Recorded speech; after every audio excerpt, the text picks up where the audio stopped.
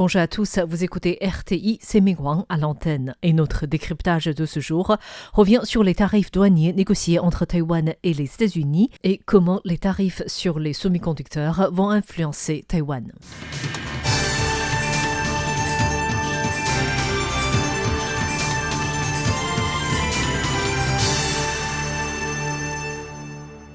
Le 16 janvier dernier, Taïwan et les États-Unis ont annoncé s'être parvenus à conclure un protocole d'entente commerciale, rabaissant les droits de douane imposés par Donald Trump de 20 à 15%. Taïwan devient d'ailleurs le premier pays au monde à obtenir le traitement tarifaire le plus favorable pour les semi-conducteurs et les dérivés de cette industrie pour les entreprises investissant aux États-Unis en vertu des tarifs de la section 232 du Trade Expansion Act de 1962. En plus, d'après une fiche d'information publiée par le département du commerce américain, les entreprises taïwanaises qui construisent de nouvelles capacités de production de semi-conducteurs aux États-Unis peuvent bénéficier d'une franchise de droits de douane en vertu de la section 232 jusqu'à 2,5 fois sa capacité de production prévue pendant la construction.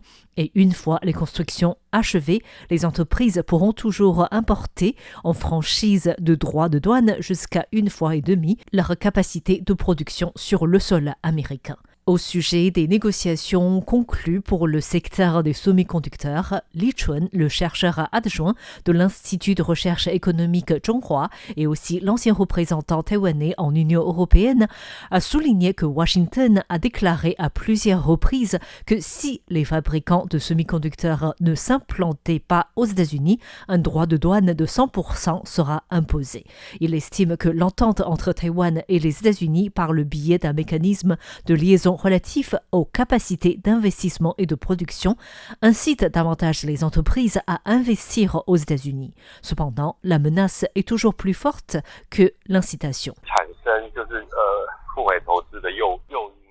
Le mécanisme est conçu pour inciter les investissements aux États-Unis.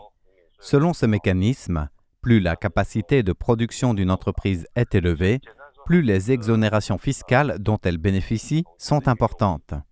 Il s'agit d'une mesure incitative pour attirer les investissements. Cette mesure repose davantage sur la carotte que sur le bâton, mais elle démontre néanmoins que l'objectif des États-Unis est de maintenir la dynamique des investissements sur leur territoire. La relocalisation de la production aux États-Unis est devenue une tendance irréversible. Li Chun estime que l'implantation des entreprises aux États-Unis est une conséquence inévitable des évolutions politiques et économiques.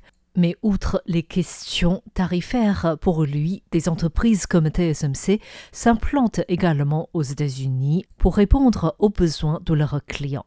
En effet, TSMC avait déjà annoncé un investissement de 165 milliards de dollars pour la construction de 6 usines de fabrication de plaquettes, 2 usines d'encapsulation et un centre de recherche et de développement aux États-Unis. Et selon la conclusion des négociations entre Taipei et Washington la semaine dernière, les entreprises taïwanaises doivent faire un total de 250 milliards de dollars américains sur le sol américain. Cette somme comprend les 100 milliards déjà annoncés par TSMC. Les spécialistes estiment ainsi que les 150 milliards manquants proviendraient principalement également des semi-conducteurs, suivis des serveurs en intelligence artificielle, surtout les entreprises faisant partie des chaînes d'approvisionnement de TSMC ou d'autres entreprises électroniques. Mais il est tout de même fort probable que TSMC annonce de nouveaux investissements à l'avenir, même si pour l'instant aucune annonce officielle n'a été faite. Le PDG de TSMC, C.C. Wei, a récemment indiqué dans une conférence des actionnaires que, considérant la demande croissante de la clientèle américaine liée au développement de l'IA, TSMC a déjà accéléré son élargissement en Arizona. Nous venons d'acheter un deuxième terrain en Arizona. Cela prouve que nous planifions d'y construire plusieurs usines de plaquettes. Ce très grand cluster nous permet d'améliorer notre productivité, de réduire nos coûts de revient et de mieux servir nos clients américains. Et CCW a également rassuré les Taïwanais sur l'implantation continue de TSMC à Taïwan. En réalité, nous avons augmenté la majeure partie de notre production à Taïwan, ce qui ne fait aucun doute. La principale raison est que c'est le lieu le plus proche qui nous permet de progresser sans encombre. Aux États-Unis, nous sommes en train de nous efforcer d'accélérer le rythme et nous faisons d'excellents progrès. Nous avons reçu l'aide du gouvernement, mais nous devons encore obtenir tous les permis nécessaires et remplir d'autres conditions. Que ce soit à Taïwan ou dans l'État de l'Arizona, nous avons accéléré l'expansion de notre capacité de production afin de répondre à la demande en matière d'IA.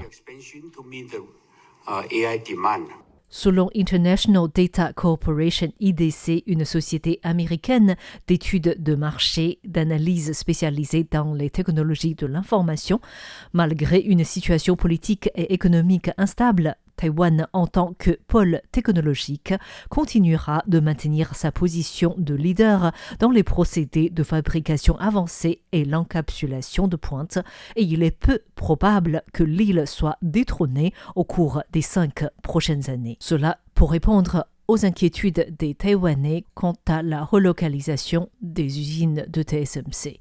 Zheng Guangwei, un directeur de recherche de l'IDC, a déclaré que l'exemple de TSMC est difficilement reconductible à l'étranger.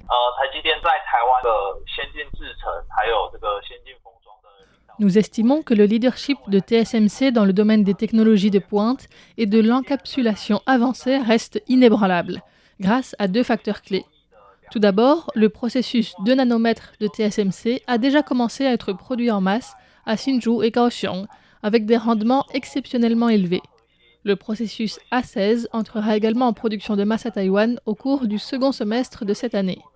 Cela signifie que le cœur de la recherche et développement et la première production de masse des processus les plus avancés resteront à Taïwan. Le deuxième facteur est que nous pensons que l'effet de cluster des semi-conducteurs à Taïwan reste très mature, avec une chaîne d'approvisionnement hautement intégrée. Cela représente un avantage difficilement copiable pour les usines à l'étranger à court terme. L'IDC prévoit que plus de 90% de la capacité totale de TSMC restera à Taïwan d'ici 2030. Avec la mise en service de l'usine en Arizona, la plupart des technologies de pointe inférieures à 4 nanomètres produites aux États-Unis atteindra 11%. Et d'ici 2036, plus de 80% de la capacité totale de TSMC sera toujours basée à Taïwan, tandis que la part des technologies de pointe produites aux États-Unis passera à 25% et la capacité de production de puces de 2 nanomètres à 40%, ce qui représente une croissance significative par rapport au niveau actuel et aux prévisions pour 2030. Cela en sachant que selon Howard Lutnick, secrétaire américain au commerce, l'objectif de son gouvernement est de transférer 40% de la chaîne d'approvisionnement taïwanaise en semi-conducteurs aux États-Unis. Li Chun, chercheur adjoint de l'Institut de recherche économique Zhonghua, a souligné que les investissements des entreprises taïwanaises aux États-Unis ou leur expansion internationale n'affaibliraient pas directement la position de Taïwan. Le véritable enjeu réside plutôt dans la capacité de Taïwan à maintenir son rôle central dans la chaîne d'approvisionnement. Li Chun a également souligné que les États-Unis disposent d'autres moyens de développer leur industrie des semi-conducteurs, comme par exemple soutenir Intel ou réorienter leur soutien vers Samsung. À l'inverse, si Taïwan refuse de coopérer avec les États-Unis, les coûts de sécurité et de l'économie qu'elle encourt risquent de dépasser largement les coûts des investissements des entreprises taïwanaises aux États-Unis. Li Chun a conclu que dans une perspective de sécurité et de développement économique à long terme, suivre la tendance et réduire l'incertitude par le biais d'accords constitue tout de même l'option la plus avantageuse pour Taïwan parmi toutes les possibilités actuelles.